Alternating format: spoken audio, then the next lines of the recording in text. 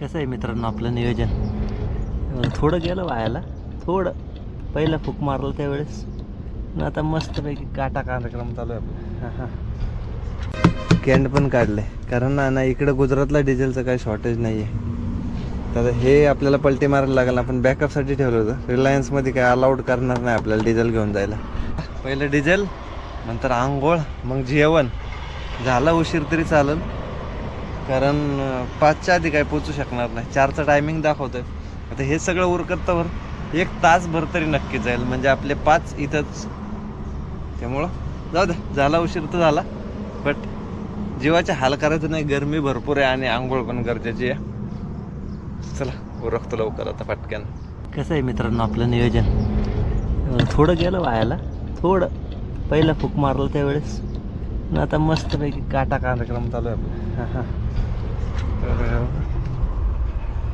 येतंय ॲटोमॅटिक. कसं आहे नियोजन. मस्त अशी मित्रांनो आंघोळ पूजा पण उरकून घेतली. वाजलंय बघा 1:30. चला आता जेवणाचं नियोजन लावूया. कसलंय की काय हवा कमी वाटते बरं का.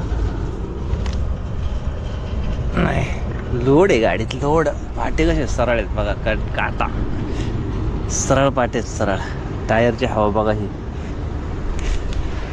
मी ॲक्च्युली हवा कमीच ठेवतो टायरांना, रेडियल असल्यामुळे टेन्शन नाही. आणि एक मित्रांनो लॉजिक आहे बरं का. आता तुम्ही काय लॉजिक वापरता हे मला माहीत नाही, पण मी असं वापरतो. हे गोंडे आहेत ना, हे गोंडे जर तुमचे जमिनीला टेकले ना, म्हणजे गाडीत जेवढा जास्त लोड असेल तर हे गोंडे ऑटोमॅटिक जमिनीला टेकतात. नाही का, बऱ्याच गाड्यांच्या असे खाली घासत असतात, तर समजायची गाडी ओव्हरलोड आहे. असं पोलीस पण असंच पकडतात बरं का. शक्यतो तुमचे मागचे गोंडे आपण काय करतो, सरासरी जमिनीपासून थोडं वरती ठेवत असतो. आता मी काय केलं माहिती आहे का, आपले पण जमिनीलाच टेकत होते ऑलरेडी, पण इकडं आतमध्ये सरकावला. म्हणजे असं रस्त्याला चालताना वाटायला नको की आपला गोंडा खाली टेकलाय म्हणून. बरोबर आहे का चुकीचं हे लॉजिक. हे बघा आतमध्ये सरकवले. ॲक्च्युली ते बाहेर असतात, जास्त खाली टेकले असतात. आणि सकाळी म्हणजे काल निघतानाच मी थोडे वरती सरकवून घेतले त्यांना, म्हणजे असं नको वाटायला की आपली गाडी मागून दबलेली आहे वगैरे, नाही.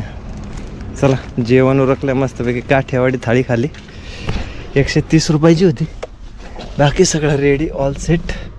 हे पण गार करून घेतलं बरं का कपडा. स्क्रीन गरम होती, हीट होते जास्त. आणि टायमिंग झालं आहे आता आपला बरोबर 2 वाजलेत डॉट. डिझेल काटा बघा आता कसं आहे कार्यक्रम, डायरेक्ट फुल आहे. डिझेल झालं टेन्शन फ्री. गुजरातमध्ये नाही आहे बरं का टेन्शन डिझेलची. म्हणजे आपल्याला बॅरल भरायची गरज नाही लागणार. आता रिटर्न निघताना बघू, मध्ये काही टेन्शन घ्यायचं नाही डिझेलचं. निघताना बघायचं. कारण कसं होईल माहिती आहे का, जर महाराष्ट्रात शॉर्टेज आली पण गुजरातला शॉर्टेजचे चान्सेसच नाही आहेत. इकडं फुल डिझेल आहे. पंपावरती बिलकुल गर्दी वगैरे काय नसते. एवढं बारीक मशीन आहे बघा टेलरवरती. आणि छोटंसं मस्त असं काठियावाडी जेवण भारी होतं. आणि आता AC लावूनच प्रवास करायचा. हे असे देवीचा इकडं उत्सव सुरू होतो वाटतं बरं का. भरपूर असे भाविक जाताना दिसतात. हे बघा हे असं टेंट वगैरे लावलेले, जेवणाची वगैरे तिथं सोय असते त्यांच्यासाठी. जसं आपल्याकडं पालखीचं असतं ना, त्या सेम त्याच प्रकारचं.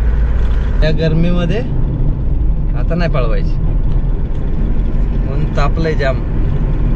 त्यामुळे ॲव्हरेज स्पीडने जाऊ. बघू पोचलं तर ठीक, नाही तर नियोजन उद्या. AC लावून सुद्धा काम येतोय कारण गाडी गरम होते ना. तर बरोबर 4 वाजलेत मित्रांनो. आपण चोटीला पोचलोय आणि आळसून गेलो ऍक्च्युली. आज आळसून ऊन एवढं आहे, कंटिन्युअसली AC चालू आहे. रात्री ऍक्च्युली 2-3 तासच झोप झाले होते. त्यामुळं काय आज दिवसभरात आंघोळ केल्यानंतर जेवल्यानंतर सुस्ती झाली डायरेक्ट. राईस पण खाला होता ना, सुस्तावलो डायरेक्ट आज. चला आता थोडं पुढं निघावा चोटीलाच्या आणि चहा मारायला थांबावा. अजून 200-250 किलोमीटरचं अंतर राहिलं आपलं रिलायन्स पर्यंत. चला चहा घ्यायला थांबू चोटीलाच्या बाहेर. तर मस्तपैकी 2 तास मित्रांनो आपण झाडाखाली झोप काढलेली आहे. गाडी रस्त्याच्या कडेलाच होती. इथंच झोपलो, कारण आहे ना जेवल्यानंतर अशी सुस्ती आली होती आणि हे गरमी क्लायमेट असलं बेकार. मग झाडाच्या सावलीला गाडी लावली, 2 तास पडी मारली आणि आता मस्त पैकी समोर चहा घेतला इथं. आणि 6:15 वाजलेत मित्रांनो. इथून राजकोट राहिलंय 35 किलोमीटर आणि तिथून बरोबर 120 किलोमीटर, असं टोटली 150 किलोमीटरचं अंतर आपलं राहिलेलं आहे. आपली गाडी तर काय आज खाली होणार नाहीये, त्यामुळं थोडं रिलॅक्सच झालं. म्हणलं आता जे झोपाचा झटका घ्यावा आणि मग पुढचा प्रवास सुरू करावा. Morbi right, Kandla right, Rajkot straight, Somnath straight. तर आता ऊन खाली झालंय ना, आता टेन्शन नाही, आता टपाटप जाता येईल. डोळ्यावरचा थकवा निघून गेल्यावरती जरा बरं वाटतं राव. इथं जेवल्यानंतर डायरेक्ट सुस्तावलो, कुठेही झोप येऊ द्या, झोपायचं नाही तर पोचवायला पोचवली असती, पण नको. गाडीचा जीवाचा हाल करायचा नाही, बाकी ट्रिपा तर होत राहतात. सुरत पासून राजकोट पर्यंत पोहोचलोय मित्रांनो आपण, पण आपल्याला कुठंही डिझेलचा शॉर्टेज जाणवला नाही. इकडल्या पट्ट्यात बिलकुल डिझेलचा शॉर्टेज नाही, सगळीकडे अवेलेबल आहे, कोणी पॅनिक नाही. कारण महाराष्ट्रामध्ये पाहिलं ना तर बऱ्यापैकी पॅनिक सिच्युएशन्स असतात, रात्रीचं डिझेल भेटत नाही वगैरे. तसं इकडं बिलकुल नाही आहे. तुम्ही गुजरात लाईनला बिंदास येऊ शकता, इकडं तुम्हाला डिझेल अवेलेबिलिटी पूर्ण आहे, कोणत्याही पंपावरती गर्दी वगैरे काही नाही आहे. तर आता राजकोटच्या बाहेर पडलोय आणि आता इथून पुढे सर्वात महत्त्वाची गोष्ट अशी की आपल्याला टोल पण लागत नाही. राजकोट पासून तर रिलायन्स पर्यंत जातो जेवढे काही टोल आहेत ना, कुठंच टोल द्यायचा नाही, कारण कार लेननी टाकायची, गाडी पास होऊन जाते ऑटोमॅटिक. म्हणजे कार लेनला आपले पिकअप जातात सगळ्या, त्यामुळं आता टोल पण लागणार ना. तर जाऊ डायरेक्टली जामनगरला, कुठेतरी ढाब्यावरती थांबू, कारण सकाळी आपली गाडी खाली होणार आहे, त्यामुळे ते पण टेन्शन नाही. कसं आहे नियोजन, आणू का 4000 लिटर आहे बघा. टँकर भरलेलं आहे, लॉक्सिल आहे.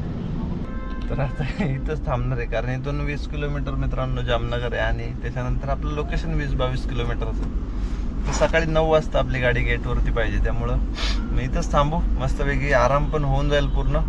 कसं आहे नियोजन, मस्तपैकी बघा. आता हे दालबाटी चुरमा घेतला चुरून, चटणी, डाळ, ताक आणि असं काहीचं हॉटेल. चला लावूया आता मस्त असं नियोजन, जर आता मुरून देऊया ना.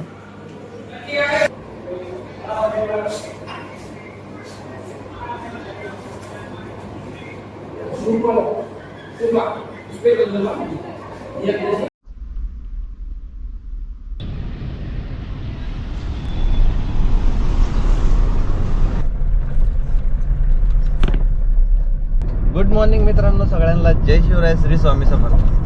सकाळचे 8:30 वाजलेत आणि आपण डायरेक्टली आता निघालो इथून कंपनीकडे. रिलायन्समध्ये मित्रांनो आपलं हे मटेरियल खाली होणार आहे. रिलायन्समध्ये भरपूर असा टाइम जातो, तर बघूया ह्या वेळेस आपल्याला किती वेळ लागतोय गाडी खाली करायला. आणि आज सॅटरडे, त्यामुळं लवकरात लवकर खाली करून रिटर्न निघण्याचं पण प्लॅनिंग करायचं आहे. तर आलोय मित्रांनो आपण रिलायन्समध्ये. आता इथं आहे ना प्रोसेस बरीच मोठी राहते, कंप्लीट करून घेऊ. मेल वगैरे द्यायला लागतो, बरंच झंझट आहे. लोकेशन आलंय आपलं, लय पक्कळ प्रॉपर्टी आहे रिलायन्सची. चला डायरेक्ट पोहोचूया लोकेशनवर. चला घेऊया खाली करून. इथे एक तर आर्मीवाली सिक्युरिटी आहे, त्यामुळं वगैरे नाही करत नाही बसत, गाडी खाली करून घेतो पहिली. बरोबर 1:45 वाजायला आलाय मित्रांनो, आपण निघालोय बरं का. आता रिलायन्सच्या बाहेर निघतोय. भरपूर मोठा रिफायनरीचा प्रोजेक्ट आहे, वर्ल्ड आशिया खंडातला 1 नंबरचा रिफायनरीचा प्रोजेक्ट आहे. कच्चं तेल शुद्धीकरण. या मित्रांनो काठियावाडी थाळी खायला. आज पण मस्त अशी काठियावाडी थाळी, बटाटा अशी हो, कढी बिडी होती, डाळ पण होती, जर नाही घेतलं तर चलो जेवून घेऊ.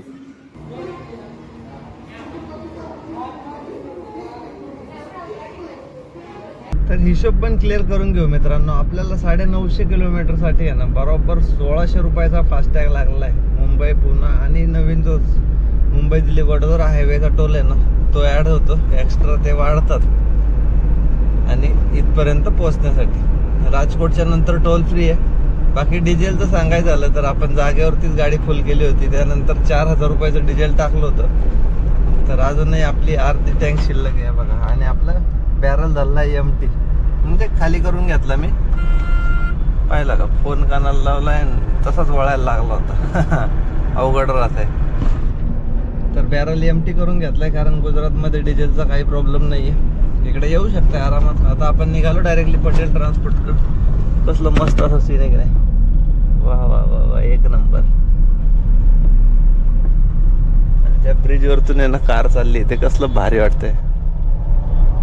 बंधाऱ्यावरतून एकदम पाण्याच्या लेवलवरतून. तर बघू पटेलकडे जाऊ, काय बुकिंग भेटतंय का चेक करू. चला डायरेक्टली पोहोचू, दुपारचा टायमिंग आहे, जास्त टाइमपास नाही करायचा, डायरेक्टली पोहोचायचं. काहीतरी बुकिंग शो भेटायला पाहिजे आपल्याला, कारण मी सगळ्यांना कॉल करून ठेवले आहेत. आता पुढचं नियोजन काय होतं काय माहीत नाही. तिकडं बालाजी आणि तिकडं पटेल आहे मागच्या साईडला. ते मोठा डंपर लागलाय ना तिथंच मंदिराच्या पुढं. 4 वाजलेत मित्रांनो, समोरच बालाजी दिसत असेल. याच्याकडून आपण एकदा पार्ट लोड नेला होता, आणि तिकडे मागच्या साईडला पटेल ट्रान्सपोर्टचं ऑफिस आहे. तर 9 वाजायला आलेत मित्रांनो, आपण थांबलो होतो ऑफिसला, बट काही कोणतं बुकिंग भेटलं नाही. म्हटलं मग इथे टाइमपास करण्यात मजा नाही, भेटलं तर अहमदाबादवरतून भरपूर काही बुकिंग भेटतं. तर हा ब्लॉग इथंच एंड करू. डायरेक्टली रातोरात 300 किलोमीटरचं अंतर कव्हर करून घेतोय. त्यात इकडून भेटलं तर शक्यतो जास्तीत जास्त म्हणजे ना, लास्ट टाइम आपण कोल्हापूरचं घेऊन गेलो होतो सोलर पॅनलचं राजकोटवरतून, आणि भेटलं तर नावाशेवा मुंबईचंच भेटतं तिकडून जास्तीत जास्त, नाही का. एक्सपोर्टचा माल वगैरे भेटू शकतो, पण उद्या संडे असल्यामुळं काही इकडे मार्केट नाही आहे. तर आपण ट्रॅव्हलिंगमध्ये हे अंतर कव्हर करून घेऊ, रात्रीत अहमदाबादला जाऊ, आणि मग अहमदाबादमधून आपल्याला परवा भेटेनच कोणत्याही परिस्थितीत, बट तरी पण उद्या जाण्याचा प्रयत्न करू, किंवा अंतर कव्हर होऊन जाईल. अहमदाबादमधून शक्यतो जास्त बुकिंग्स असतात. तर चला, हा ब्लॉग कसा वाटला ते कमेंट करून सांगा, आणि 950 किलोमीटरची जर्नी कशी वाटली ते पण नक्की कमेंट करून सांगा. तर भेटूया नेक्स्ट ब्लॉगमध्ये, तोपर्यंत काळजी घ्या आणि जय शिवराय.